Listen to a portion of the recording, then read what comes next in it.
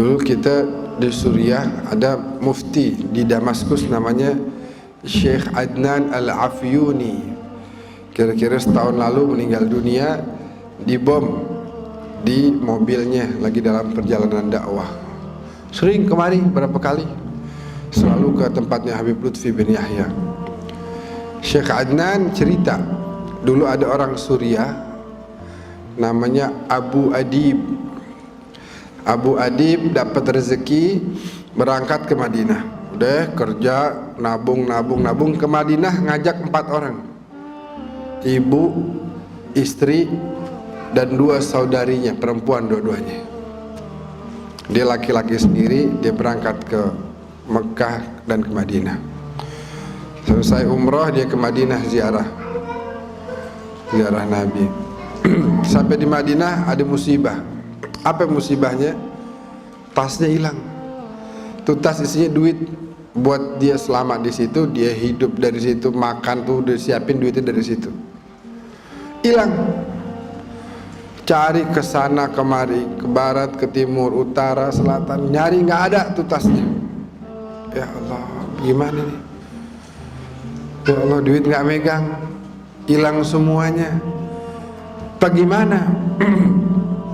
Dia keingetan dawuhnya para ulama yang mengatakan bahwasanya kalau idza daqat bikal ahwalu yawman fa'akthir fi salati ala Muhammad. Kalau seandainya kondisimu lagi sulit, maka perbanyaklah baca salawat kepada Nabi Muhammad sallallahu alaihi wasallam. Dia keingetan tuh, waduh sekarang saya lagi sulit, keliling-keliling hotel, jalanan, gak ketemu tuh tas. Dia keingetan bahwa kalau dalam kondisi sulit, perbanyak aja baca sholawat. Perbanyak aja baca sholawat. Baca sholawat itu luar biasa, Bu. Siapa orang sholawat 1 kali, Allah sholawat 10 kali. Siapa orang sholawat 10 kali, Allah sholawat 100. Siapa orang sholawat 100, Allah sholawat 1000 kepada dia. Siapa orang sholawat 1000, hurrima jasaduhu minan nar, maka diharamkan jasadnya masuk ke dalam neraka. Orang sholawat 1 hari 1000 kali bisa istiqamah, maka gampang kok 1000. Dulu kiai-kiai dulu tuh kalau ditanya gimana santri-santri, ini santri pada malas. Kenapa? Masa baca tahlil sehari cuma bisa 5000 kali? Oh dulu gitu dianggap malas tuh. Oh kita 15 kali aja jarang, ini 5000 rutin tiap hari dibilang malas. Kata siapa tuh di Jawa Tengah ada kiai, wah kalian pada jadi orang bangkrut, semuanya bangkrut. Kenapa? Kata yang lain tanya kenapa? Ini nggak bisa baca tahlil cuma 5000 doang, baca la ilaha illallahnya setiap hari.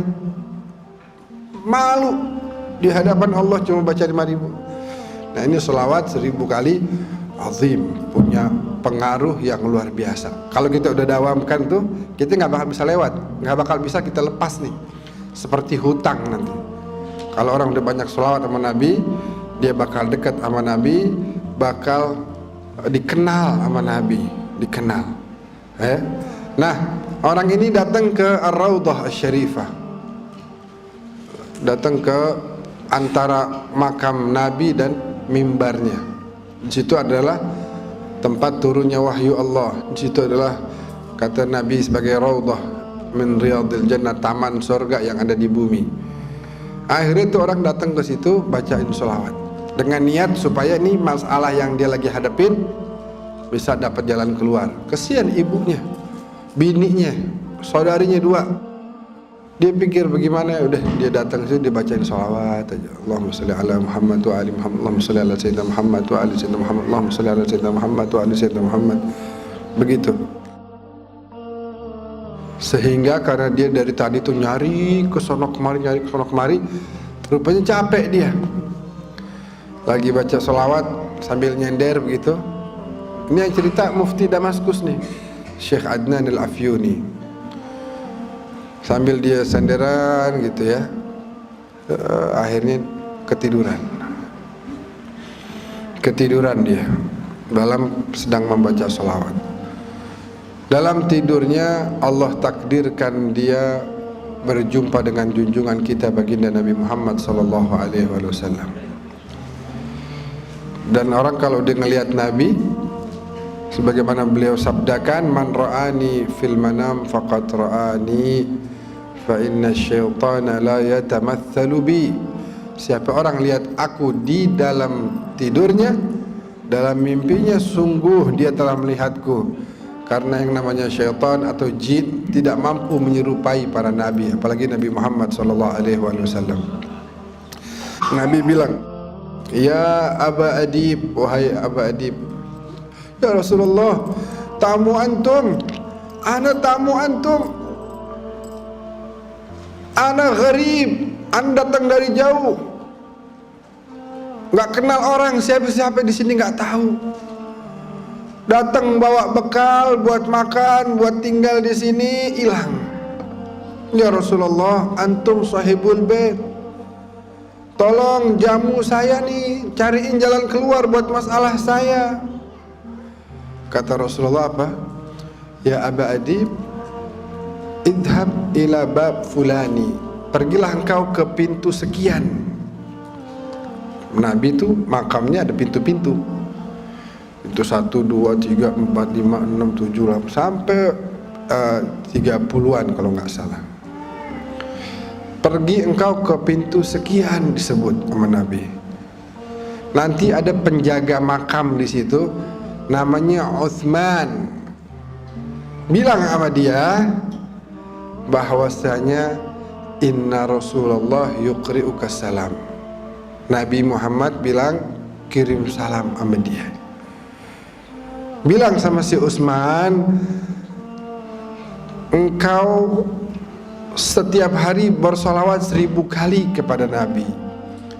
Dan sekarang Nabi memerintahkan engkau untuk memberikan jalan keluar bagi saya. Cariin jalan keluar bagi saya. Terbangun dia nangis gerung luar biasa. Bagaimana enggak? Dia pandang tuh wajah paling indah. Dia dengar tuh suara paling merdu. Ya, dia lihat ciptaan Allah paling sempurna.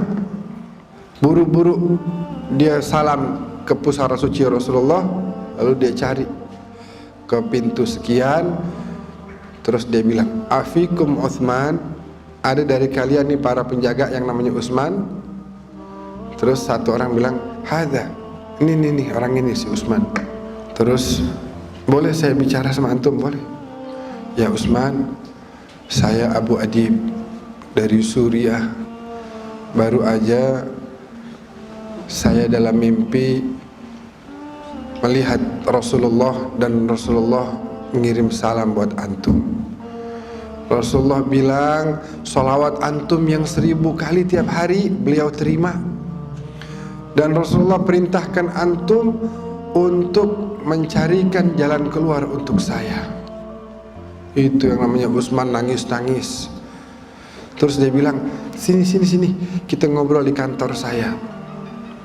Coba cerita gimana? Diceritain lagi. "Ya Utsman, saya Abu Adib dari Suriah. Barusan mimpi ketemu Nabi kirim salam sama antum. Nabi bilang sholawat yang 1000 Nabi terima. Dan Nabi minta sekarang antum carikan jalan keluar bagi saya." "Antum ke rumah ana? Ayo antum ke rumah ana." Di mobil ditanya lagi, Gimana ceritanya?" "Wahai Utsman, ana Abu Adib dari Suriah. Ini 3 kali udah nanya nih. Saya mimpi ketemu Rasulullah kirim salam sama antum. Nabi bilang sholawat antum yang 1000 udah beliau terima. Nabi minta antum carikan jalan keluar buat saya." Sampai di rumahnya disiapin makan. Sebelum makan ditanya lagi gimana ceritanya. Diceritain lagi. Selesai makan ditanya lagi. Lagi minum teh ditanya lagi. Akhirnya kata si Abu Adib, "Udah dah, capek juga nih. Ente percaya apa enggak sih? Tadi ada cerita udah berkali-kali. Gini aja deh, ente kalau mau percaya ahlan wa sahlan, silakan carikan jalan keluar. Tapi kalau ente nggak percaya, izinkan anak pulang aja. Mungkin ente anggap anak ini bohong."